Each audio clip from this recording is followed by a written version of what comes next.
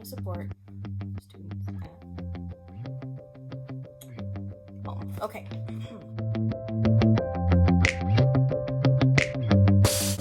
Welcome back to my channel. If you're new here, my name is Amanda Farmer and I'm a word gardener.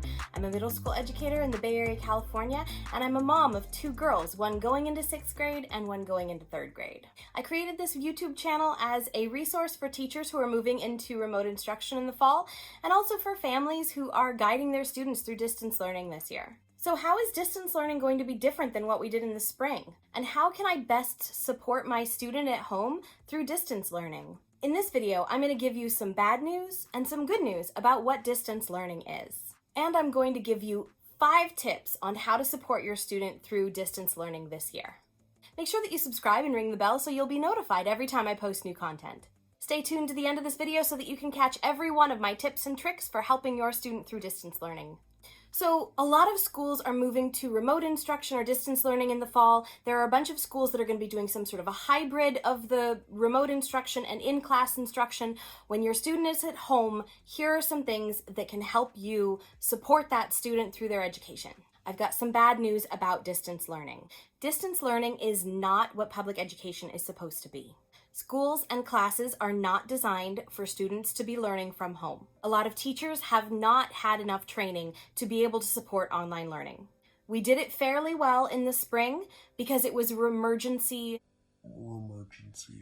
We did it okay in the spring, but that was our response to the emergency. It was a different kind of instruction. The majority of students and parents and teachers are not happy with remote instruction. We don't want to be doing distance learning. We want our students back in our classrooms.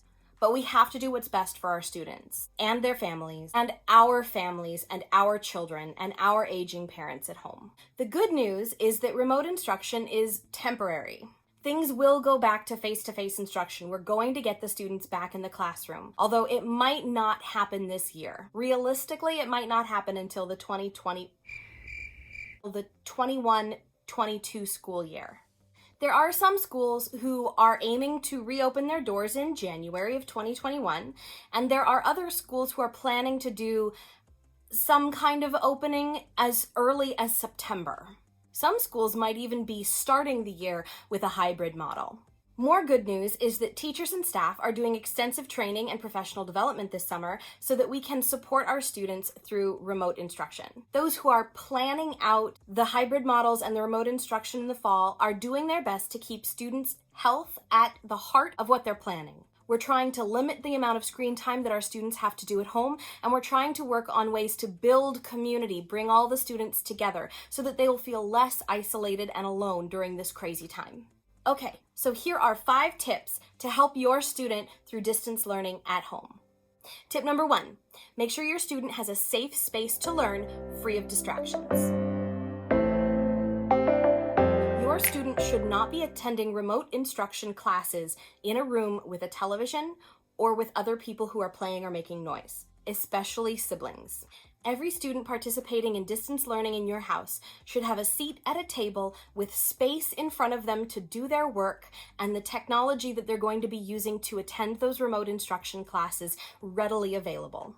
Every student should have something to keep their physical supplies organized. I'll go into that in a minute. And all of the technology should be plugged in, charged, and ready to go. If you make sure that it's charged and that the plug is there, it'll save you from the, Mom, I need a plug! Mom, I'm out of batteries! At least that's what I hear in my house all the time, pretty much every day, remote instruction or no. If you have more than one student in the same house, I highly recommend that you put them in separate rooms for their remote instruction.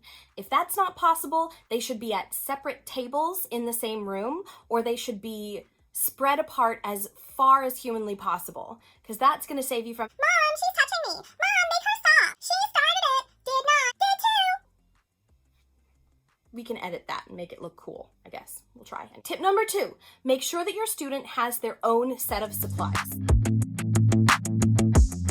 Okay, I went to Target and I got some supplies for my kids. I have a sixth grader and a 3rd grader in my house, and they both need to have their own set of supplies. I don't want them bothering me in the middle of the day trying to find colored pencils or highlighters or whatever it is that they're gonna need. They each need to have their own storage device for those supplies.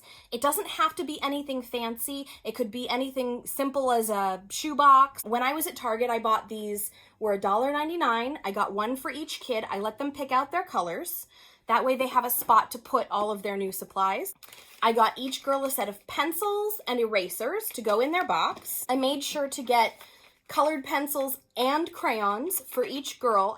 I don't know what exactly their teachers are going to need for them, so I made sure that each girl had tape, scissors for each girl, so there's no arguing over who has which one. I did buy one pack of glue sticks, and I'm going to split it so that each girl gets one glue stick. That will all fit in their box. And if it doesn't exactly fit in their box, I can find a way to keep it together. Those are the supplies, the basic supplies that I think every student is going to want to have access to. Having these supplies brand new in a new little box with their name on it, their responsibility, is going to give them ownership of their education, ownership of their learning, and it's going to make them feel like they're excited to start the new year. It's brand new, we get to start fresh. So if your student needs to travel from house to house for their instruction or is moving around from place to place during remote instruction, you need to make sure that they have supplies that are easy to move. Whether that be in a really nice backpack or a rolly backpack, whether it be in a big pencil pouch or a trapper keeper. Do you know how old I am that I love Trapper Keepers?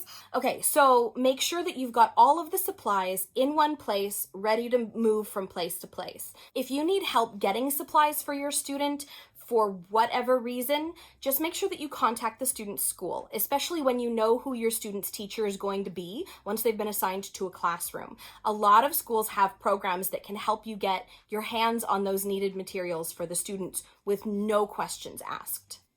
Reliable technology and reliable internet is going to be absolutely essential for your student this fall. In my household, we have a lot of technology, but each student needs their own device. Not only will this build ownership for the student on their education, but it will help them learn some responsibility, keeping it charged, keeping it clean, keeping it in a safe space. A lot of schools, not every school, but a lot of schools, are moving to one-to-one student to technology ratio. So our schools in our district are checking out technology to the students so that they can use the Chromebook at home to access that remote instruction. Our district is also providing Wi-Fi hotspots. I think they're calling them MiFi or something like that. So if you don't have reliable internet in your house, you can contact the district and let them know that you need help getting internet for your house.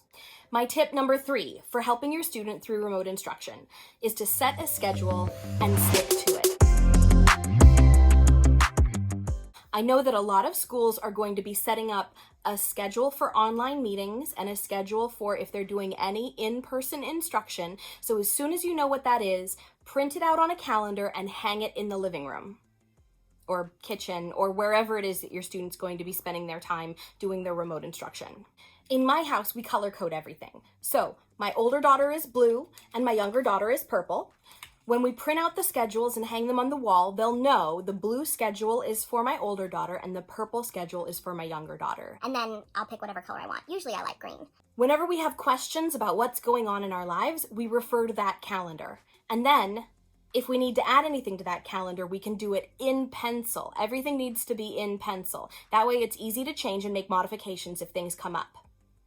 Another great reason to have a physical copy of the schedule up on the wall and to refer to it all the time is if you have anyone else in your household who needs to know where you are, what you're doing, what's the schedule, they can look at that schedule. Of course, I wouldn't put anything private on there. You're not going to put any passwords or anything on there.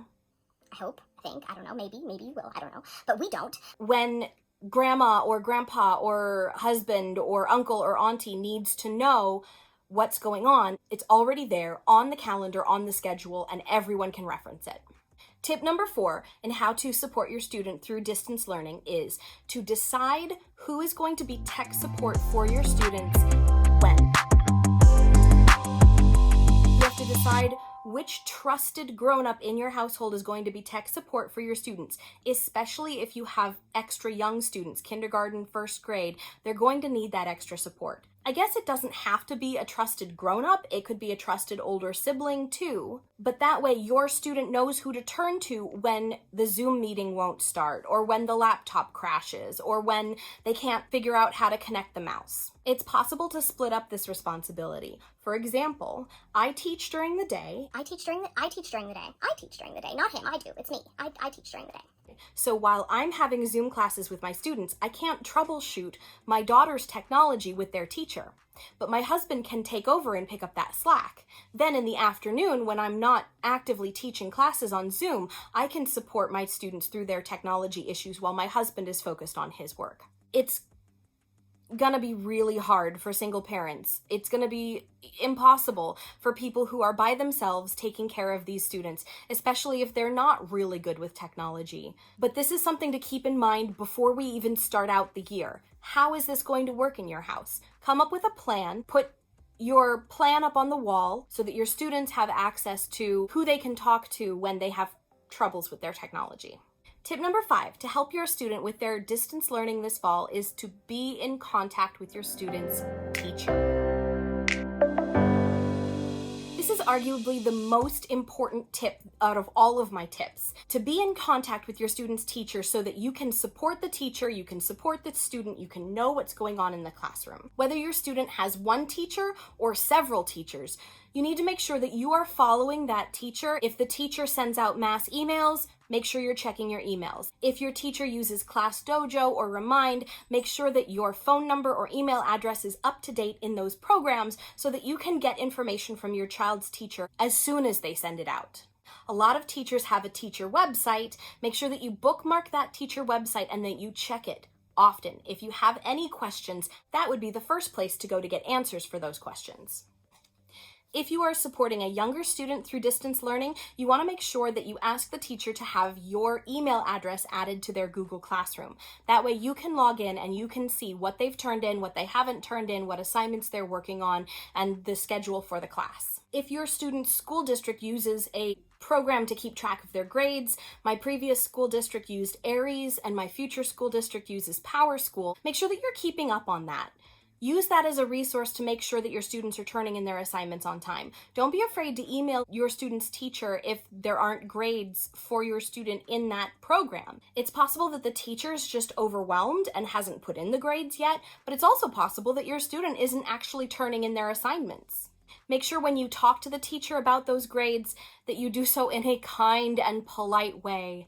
It's impossible to tell what your tone is through an email, so you want to make sure that you're being very polite when you're talking to your student's teacher. Coming from both a teacher and a parent perspective, always be polite, always be kind, always give the benefit of the doubt. Please, please, please. If you don't know who your student's teacher is going to be this year, that's okay. You've got plenty of time. You'll find out very soon. And as soon as you do, that's the time that you can reach out, introduce yourself. I don't know how back to school night is going to work this year. I don't know if we're even going to have one. So that might be your only opportunity to meet your child's teacher. Your child's teacher may set up a virtual getting to know you with the teacher. Or something. I don't know. The school might do it. I have no idea how things are going to look. It's above my pay grade. It's way above my pay grade. Okay. All right, okay, I said I was going to give you 5 tips, but I'm actually going to give you a 6th tip. This one's crucial. This one's very, very important. Maybe not quite as important as being in touch with your student's teacher, but this one is also really, really important. Tip number 6, our kids need socializations. It's really, really important that they get to spend time with other kids. Don't get me wrong, I'm not trying to tell you to set up play dates, especially because that's a no-no. That's a no-no. What I want you to do is try and set up virtual play dates, Zoom play dates, join a Girl Scout troop, join 4-H, get your kid in a dance class or an acting class or a singing class or a music class. Try to find something that you can do. It doesn't have to be expensive. It doesn't have to be extensive. It just needs to be a way for your kids to see other smiling kids, to hear their voices, to talk to them. Give your kids time to be kids and to play and to spend that time with other kids. I guess that's everything. 5 tips on how to support your student through distance learning, and I've just given you all of my best advice. Thanks for watching all the way through. I hope this was beneficial for you. If you liked it, please hit the thumbs up button and make sure to subscribe and ring the bell. Ring the bell. That was terrible. I'm not posting that. Okay, maybe I am because I'm a glutton for punishment. Whew. That was it. Okay. Make sure to subscribe and ring the bell so you'll be notified every time I post new content.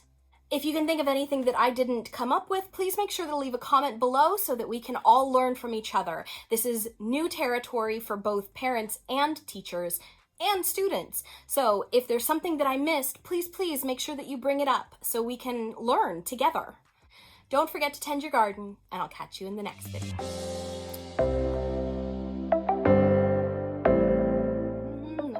I don't know what I'm saying. Okay, these are my notes.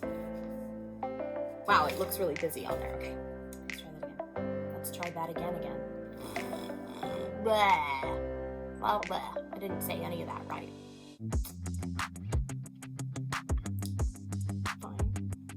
Fine, it works. Okay, start fresh. Chili's. Isn't that a fresh thing? Eat fresh. Subway. Taste fresh. I don't know. That's all I have.